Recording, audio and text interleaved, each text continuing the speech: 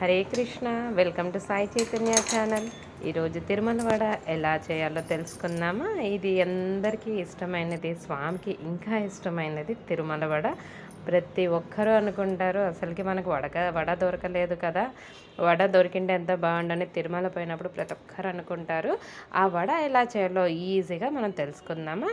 First పగలకొట్టినటువంటి పొట్టు మినప్పప్పు తీసుకోవాలి. ఈ పొట్టు మినప్పప్పు మనకు కనపడుతుంది కదా, నీట్గా అంతా చూసుకున్న తర్వాత ఇది 2 to 3 టైమ్స్ బాగా వాష్ చేసుకోవాలండి. వాష్ చేసి ఫుల్ వాటర్ వేసి నైట్ అవుట్ అండి, లేకుంటే 7 hours సోక్ చేసి పెట్టుకోవాలి. ఇది ఉప్పుడు బియ్యం అండి. ఉప్పుడు బియ్యం కూడా మనము 1/4 క్వాంటిటీ తీసుకోవాలి. మినపప్పుకి 1/4 తీసుకోవాలి. ఉప్పుడు బియ్యం మాత్రం 1 hour సోక్ చేస్తే చాలండి.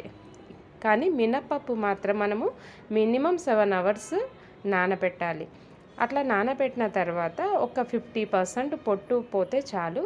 ఇంకా 50% ఉంటే అది మనకు హెల్త్కి మంచిదండి. నెక్స్ట్ పెన్నంలో జీలకర్ర అండ్ పెప్పర్ అండి, మిరియాలు, ఈ 2 డ్రై రోస్ట్ బాగా చేసుకోవాలి. ఇది మన టేస్ట్ బట్టి ఇంకా కావాలన్నా కూడా యాడ్ చేసుకోవచ్చు. సాల్ట్ వేసుకోవాలి.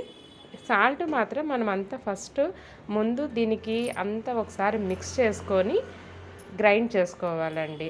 దీనికి మాత్రం 10 minutes ముందు స్ట్రైనర్లో ఈ బ్యాలన్ అంతా వడకట్టి పెట్టుకోవాలి. 10 minutes తర్వాతే గ్రైండ్ చేసుకోవాలండి. అది బాగా గుర్తుపెట్టుకోవాలి. వాటర్ అస్సలు ఉండకూడదు. గ్రైండ్ చేసేటప్పుడు మనము సాల్ట్ యాడ్ చేసుకోవాలి. ఇందాక పెప్పర్ జీరా ఫ్రై చేసుకున్నాం కదా, అది కూడా యాడ్ చేసుకోవాలి. ప్లస్ ఉద్దిబ్యాళ్ళు అండ్ బియ్యం అండి, వాటర్ లేకుండా నీట్గా గ్రైండ్ చేసుకోవాలి. పిండినంతా బాగా మిక్స్ చేసి పెట్టుకోవాలి. ఇప్పుడు ఒక ప్లాస్టిక్ షీట్ పైన ఆయిల్ కానీ వాటర్ కానీ ఏదో ఒకటి తడిపి ఈవెన్గా మనకు సైజ్ చేసుకోవాలండి. మందం కావాలంటే చేసుకుంటే కొంచెం సాఫ్ట్గా ఉంటాయి, పతలాగా చేసుకుంటే క్రిస్పీగా వస్తాయి. అలా చేసుకున్నవి మనము డీప్ ఫ్రై చేసుకోవాలి. డీప్ ఫ్రై చేసేటప్పుడు మెయిన్ టిప్ అండి, మీడియం ఫ్లేమ్లో పెట్టుకోవాలి.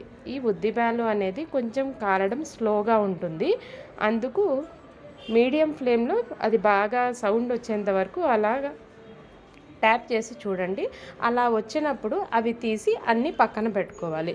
ఇక్కడ మెయిన్ థింగ్ ఏమంటే అండి, మనం మీడియం ఫ్లేమ్లో కాలుస్తున్నాం కాబట్టి మరీ అంత గట్టిగా అనిపించవు. కాబట్టి ఇవన్నీ తీసిన తర్వాత సెకండ్ టైము హై ఫ్లేమ్ పెట్టుకొని ఇవన్నీ రొట్టెలు ఇందాక మీడియం ఫ్లేమ్లో కాల్చినవన్నీ మళ్ళీ ఇంకొకసారి కాల్చాలి. కానీ ఇప్పుడు మెయిన్ థింగ్ ఏమంటే హై ఫ్లేమ్ పెట్టాలి. కాబట్టి ఇప్పుడు టెక్స్చర్ మారిపోతుంది, ప్లస్ క్రిస్పీగా అయిపోతాయి రొట్టెలు కూడా.